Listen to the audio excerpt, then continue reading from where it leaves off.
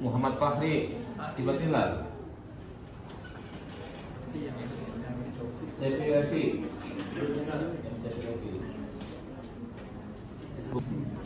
Sabila Salsabila mungkin Bagrul Yusara Muhammad Syafrul Rahman buka mata kuliah yaitu hadis maudhu'i.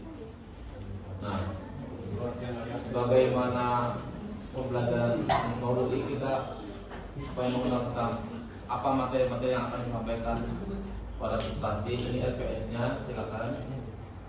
Nanti silakan untuk bisa mengambil masing-masing kelompok, dibuat kelompok untuk mengambil apa materi yang sudah saya susun untuk dipilih ya. Nanti silakan nanti PJ untuk membuat kelompoknya supaya nanti bisa dipilih atau ditentukan di antara kalian untuk didiskusikan supaya materinya. Ini ada materi 1, 2, 3 lanjut sampai materi ke-14 ya. Nah, ini materi pertama tentang hadis maudhu'i. Apa itu hadis maudhu'i? Silakan buka lagi. Nah, jadi ada dua kata, ada maudhu'i, ada maudhu'. Kalau maudhu' itu hadis palsu, kalau maudhu'i hadis tematik. Jadi maudhu' itu dari kata wadhu'a, sesuai dengan tema-tema yang sudah disusun. Misalnya tematik tentang hadis nisa, tentang hadis tentang wanita, hadis tentang sholat, hadis tentang toleransi, itu sudah disusun sedemikian rupa. Beda dengan hadis yang maudhu'i, itu hadis yang sudah reguler, yang sudah misalnya dari mulai bab sholat, bab thaharah dan sebagainya. Tapi kalau maudhu'i sudah tematik. Jadi satu tema isinya hadis-hadis yang membantu memperkuat tema tersebut, itu namanya hadis maudhu'i.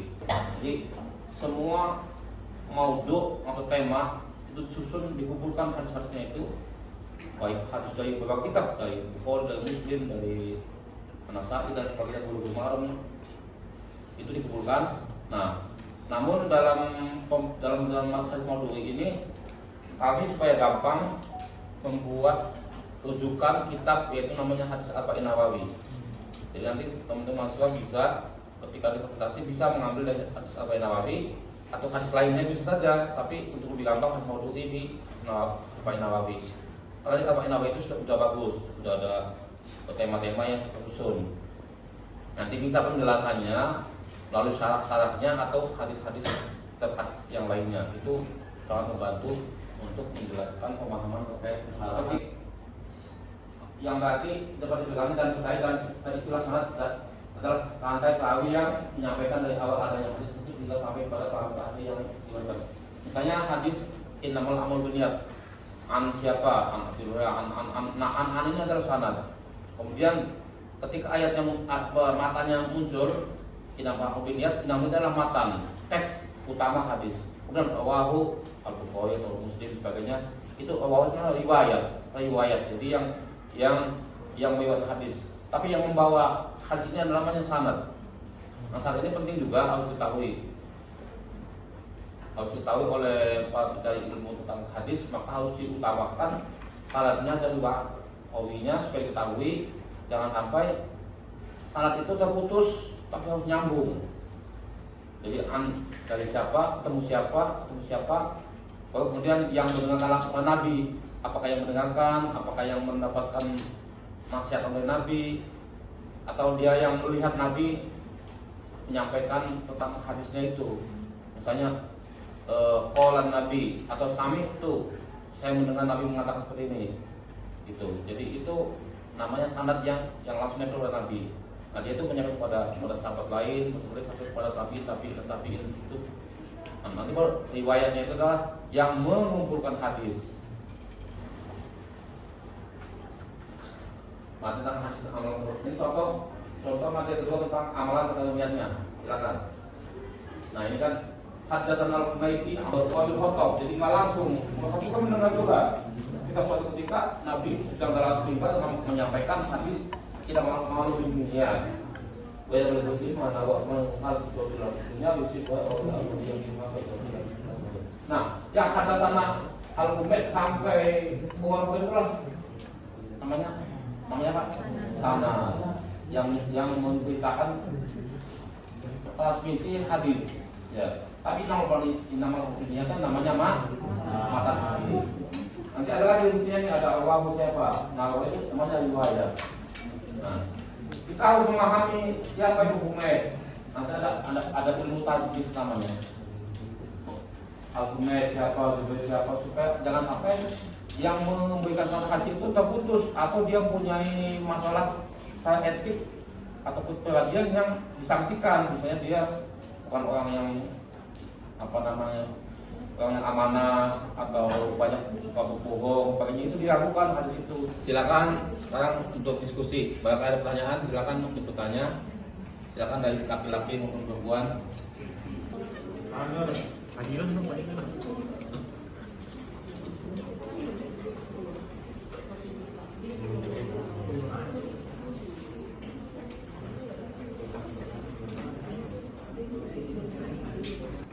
Dari Ustaz, mau nanya Ustaz sebelumnya. Ya, ini kan hadis tentang niat ya. Itu jadi niat itu semuanya dihitung apa gimana? Contohnya kayak misalnya saya ada niat baik atau ada niat jelek, itu tuh langsung tapi belum saya kerjain. Contohnya saya niat baik kayak ada orang mau nyebrang jalan, saya tolongin, tapi nggak jadi saya tolongin. Terus kayak ada orang niat jelek saya, misalnya ada orang jatuh mau saya tendang lagi atau saya ketawain misalnya, itu dihitung Pak gimana? Saya langsung dapat pahala apa dosa apa gimana? Nah ini menariknya, perhatikan teman-teman. Niat itu penting sekali dalam untuk memperkuat posisi amal kita. Kalau niat baik itu otomatis dapat pahala langsung dapat pahala dua malah, dapat pahala niat dan pahala melaksanakan kebaikan. Tapi kalau niat jelek, nih perhatikan nih, itu pasti digantung. Kalau dia tidak menjadi melaksanakan kejelekannya, ya maka tidak mendapat pahala, tidak mendapat dosa. Tapi kalau melaksanakan maka langsung dapat dosa. Ada yang memperkuat atau menyangga atau gimana? Iya. Tapi kalau misalnya dibilang niat memperbanyak niat aja gitu daripada melakukan, berarti kalau misalnya kita cuman ya sekedar niat aja gitu, Ustaz, enggak yang ya udahlah niat baik aja gitu mau nolongin tapi nggak jadi deh gitu, tapi cuma ada niat baiknya doang tapi nggak pernah dilakuin, itu bagaimana, Ustaz? Nah ini menariknya yang saya sampaikan bahwa niat baik itu sudah dicatat. Nah tapi kita harus sungguh-sungguh, jangan hanya cuma sekedar niat, tapi itu masih boleh, masih dapat pahala. Tapi lebih bagus saya kalau langsung dieksekusi, langsung dipraktekkan dengan tindakan tujuan tadi. Tapi dengan menggantung niat saja sudah dapat pahala. Itu hebatnya niat baik itu begitu loh. Ada apa lagi? Izin bertanya sebelumnya Ustaz. Untuk kalau tadi kan perbuatan baik dengan niat Ustaz ya. Tapi kalau misalkan perbuatan baik itu dilakukan secara spontan gitu Ustaz, apakah itu dapat niat juga gitu? Misalnya. Jadi apapun kerjaan kebaikan itu sudah bentuk pahala. Nah, walaupun tanpa niat, tapi niat juga penting. Ini kan soal niatnya ya. Tapi apalagi kalau baik itu pasti baik. Tapi kita harus betul-betul tulus, jangan pamrih, ya. Dan tidak boleh dipilih-pilih. Kita kalau orang, wah ini anak UNJ nih, saya tolong. Wah ini bukan anak UNJ nih, nggak tolong. Nah, nggak bisa begitu, ya. Selanjutnya setelah saya presentasi, ini tugas dari kelompok untuk melakukan presentasi. Silakan, kelompoknya itu tentang hadis tentang meninggalkan apa tidak bermanfaat.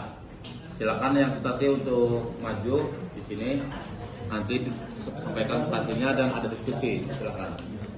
Bismillahirrahmanirrahim. Assalamualaikum warahmatullahi wabarakatuh. Alhamdulillahirrahmanirrahim. Wabillahi nasta'in. Nah, ini adalah matan hadis yang kelompok kita akan bahas. Bismillah. Inna min husni islamil mar'i tarik hukum ala yakni.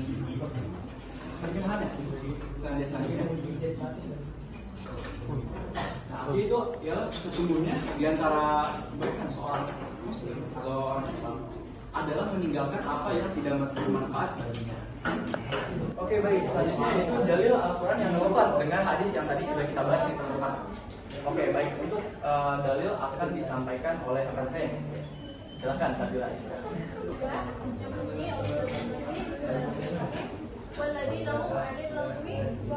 Artinya dan orang-orang yang menjauhkan diri dari perbuatan dan perkataan yang tidak benar. Manfaatnya ini terbagi menjadi 5. Yang pertama itu mendorong fokus pada hal yang lebih produktif. Yang kedua menghindarkan dari perbuatan dosa dan konflik. Yang ketiga itu ada meningkatkan kualitas keimanan. Yang keempat melatih disiplin dan manajemen waktu. Dan yang terakhir itu ada meningkatkan ketenangan dan kesehatan batin.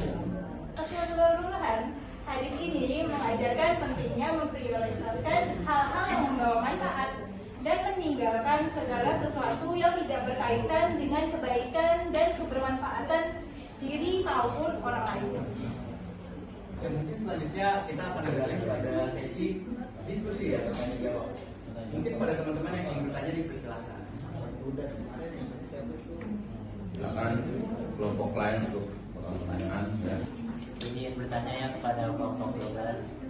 Bagaimana sih cara kita untuk menghindari dari sesuatu yang tidak bermanfaat ini seperti bermalas-malasan dan yang lain-lain? Bagaimana pandangan kelompok? Terima kasih. Yang pertama mungkin teman-teman yang harus kita tentukan adalah timeline ataupun urutan jadwal kita. Kita harus melakukan apa? Cukup juga dari teman-teman yang lain. Apa namanya? Ada lagi tanya? Enggak Pak, udah Pak, jelas dari materi sama. Akhirul kalam, semoga apa yang mendapat kelompok sampaikan bermanfaat untuk teman-teman semua. Wassalamualaikum warahmatullahi wabarakatuh. Sampaikan oleh peserta dari mahasiswa kita, kelompok kita tentang hadis inna min al-Qur'ani adalah sebuah ajakan bahwa kita, ini himbauan yang ajakan ya oleh Nabi kepada kita bahwa kita harus fokus pada sesuatu hal yang manfaat. Jangan sampai kita menggunakan menyia-nyiakan waktu ya dengan menggunakan waktu untuk hal yang bermanfaat.